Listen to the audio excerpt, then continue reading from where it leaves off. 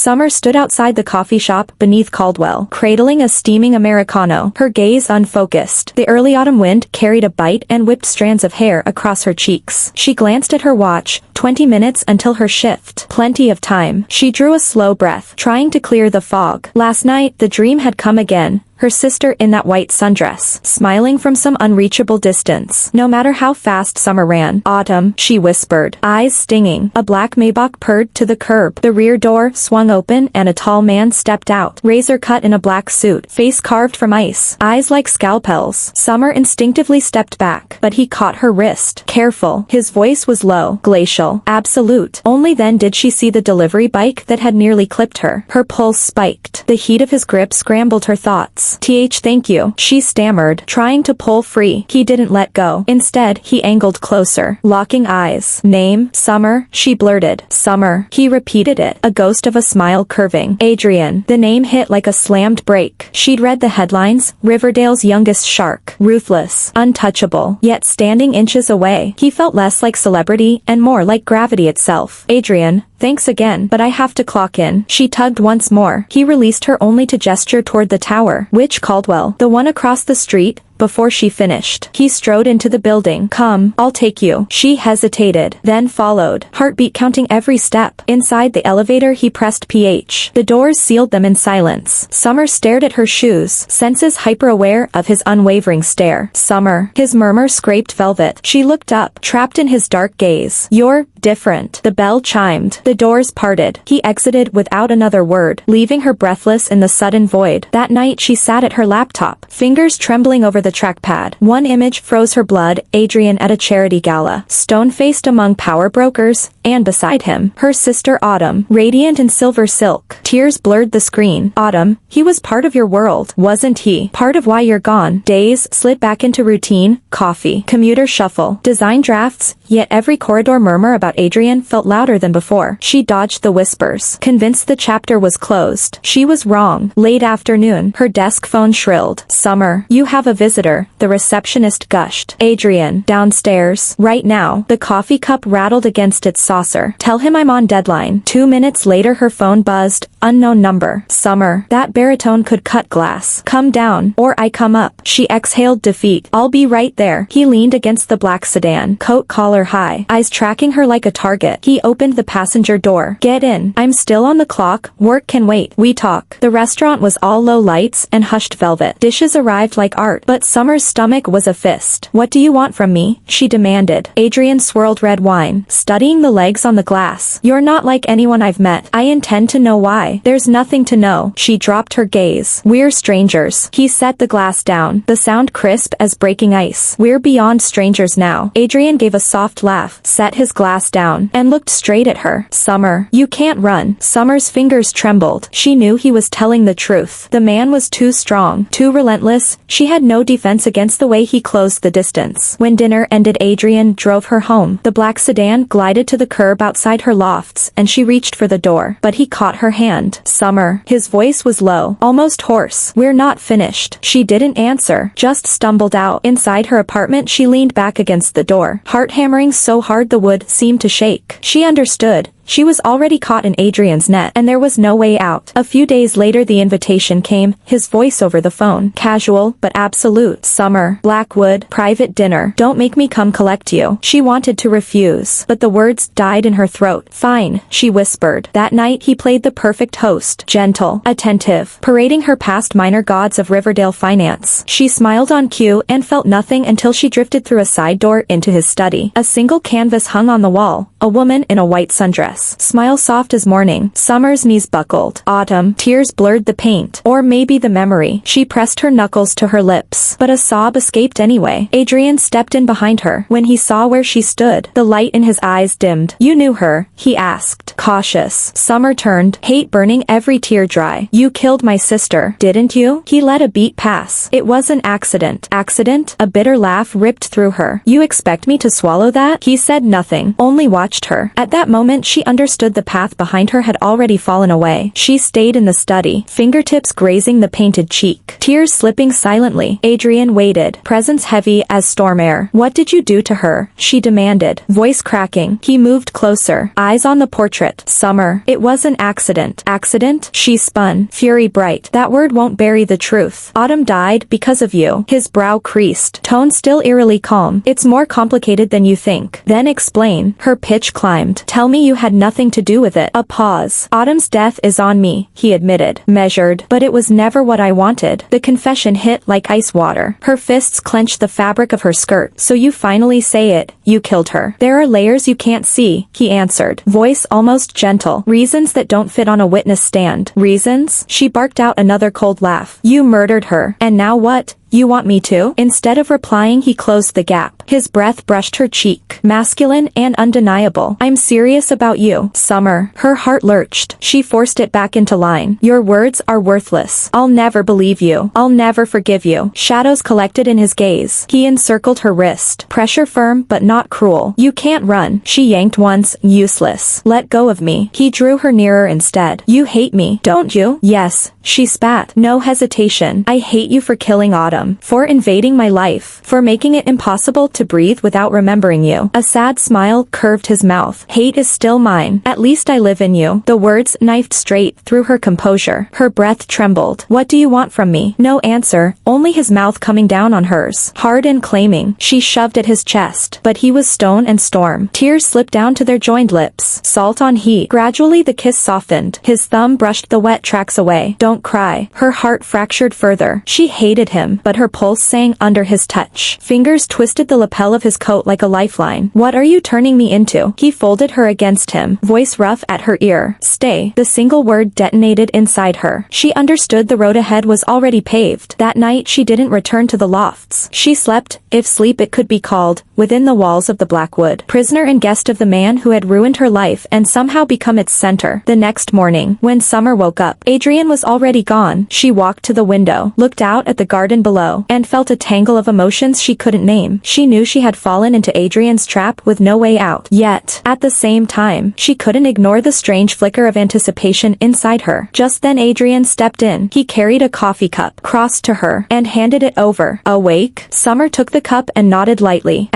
Adrian's gaze settled on her, gentle this time. "Summer, come somewhere with me today." "Where?" she asked, puzzled. "You'll know when we get there." His tone left no room for argument.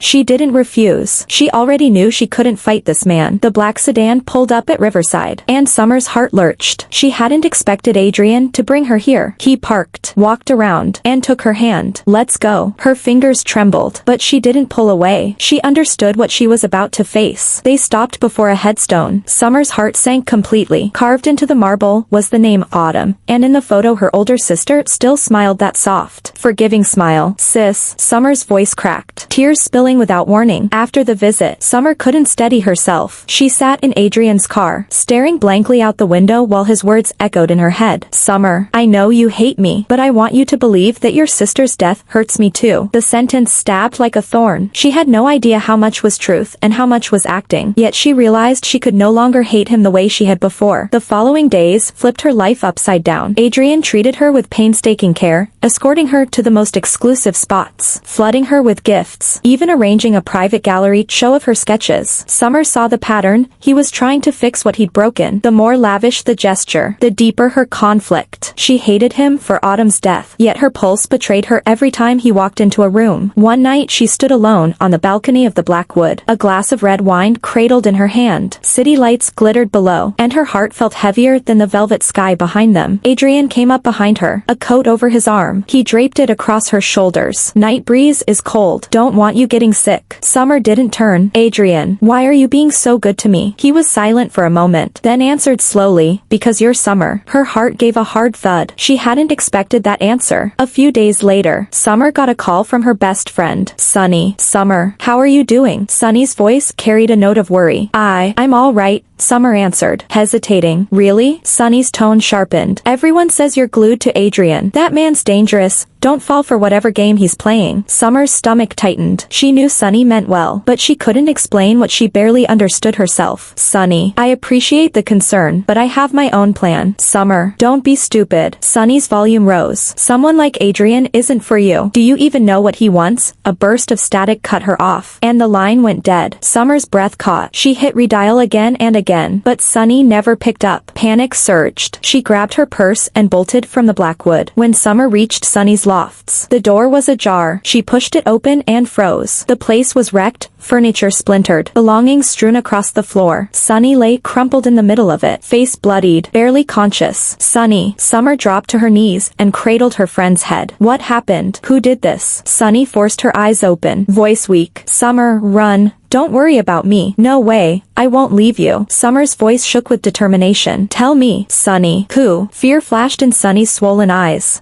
It was Adrian's men. Summer's chest seized. She squeezed Sunny's hand, rage bleeding into every word. I swear, Sunny, I'll make this right. After checking Sunny into the hospital, Summer sped back to the Blackwood, fury and grief colliding inside her. She would end this tonight. Adrian was in his study when he saw her enter. His gaze darkened. Summer, where have you been? She strode straight to his desk, voice trembling with anger. How could you have Sunny attacked? His brows drew together, tone still calm. Summer, what are you talking about? Stop pretending. Her voice cracked. Sunny told me it was your people who beat her. What else do you want? Who else will you hurt? Adrian's eyes flickered with something unreadable, his voice low. I'll find out what happened to your friend, but right now you need to calm down. Calm down? Summer gave a brittle laugh. You killed my sister, and now you come after my friend. How many more lives? Adrian? For the first time he looked cornered, his answer rough, almost a whisper. Summer, I'll get to the truth. Just give me that much. Stay calm. Summer's voice carried a razor-thin sneer. Adrian, you actually think I'd ever believe you again? I hate you for killing my sister, for hurting my friends. I will never forgive you. Summer spun around and bolted outside. A sheet of rain was falling so hard it soaked her in seconds. Adrian started after her, only to be blocked by his assistant racing up with an emergency only he could handle. He watched her silhouette dissolve into the storm, helplessness and pain clawing at his chest. Summer drifted through the downpour like a ghost.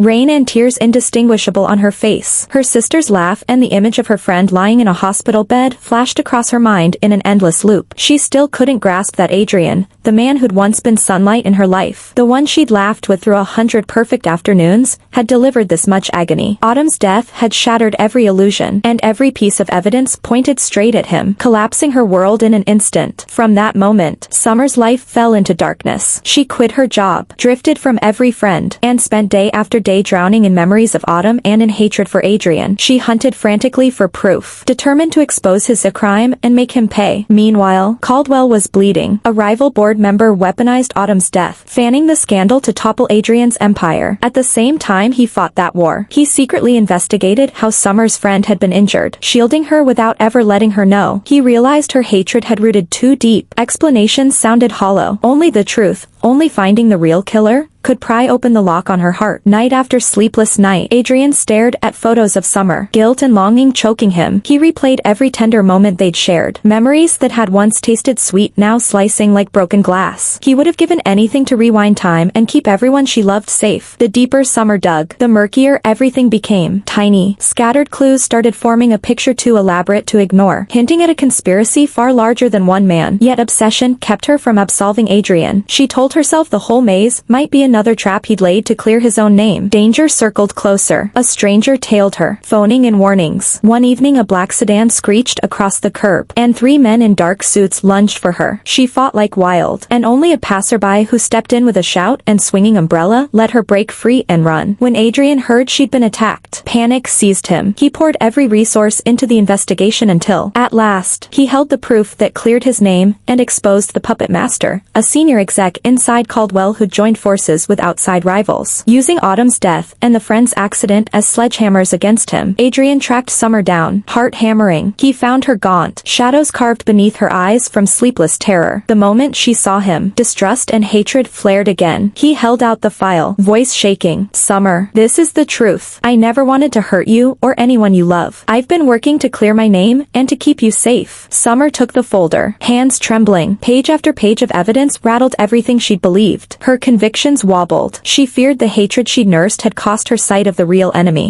Why? Her question cracked. Why didn't you tell me sooner? Do you have any idea how much I've suffered? I lost Autumn. Nearly lost my friend. And I hated you every single day. Adrian stepped closer, arms half raised, afraid to touch her. I'm sorry. I thought I could finish this quickly. Keep you out of the line of fire. Instead, I let you bleed. The dam inside her broke. Summer collapsed against him, sobbing so hard her whole frame shook. Years of loathing, sorrow, and exhaustion poured out in hot tears. Yet even with the truth blazing between them, they could not go back. The pain they'd lived had carved canyons too wide to cross. She no longer hated him, but she knew the fractures could never fully knit. Autumn's death would always ache. And though Adrian had not caused it, the tragedy was entwined with his name, his world. Summer stepped back, wiping her face. Adrian, we can't go back. I once wanted your love more than air, but now, I just don't have the strength to reach for it anymore. His heart felt like it caved inward. He stared at her, words tumbling uselessly in his throat. She was right. The storm they'd survived had splintered everything tender. At last, Summer turned away. This time, Adrian didn't call after her. He watched her silhouette shrink down the wet sidewalk until it vanished. The rain soaking his own coat, matching the chill inside. The sweetness they'd tasted, the future they'd imagined, dissolved into nothing but regret. Summer walked on alone, tears mixing with the rain, knowing she would need years, maybe a lifetime, to mend the wounds this ruthless love had left.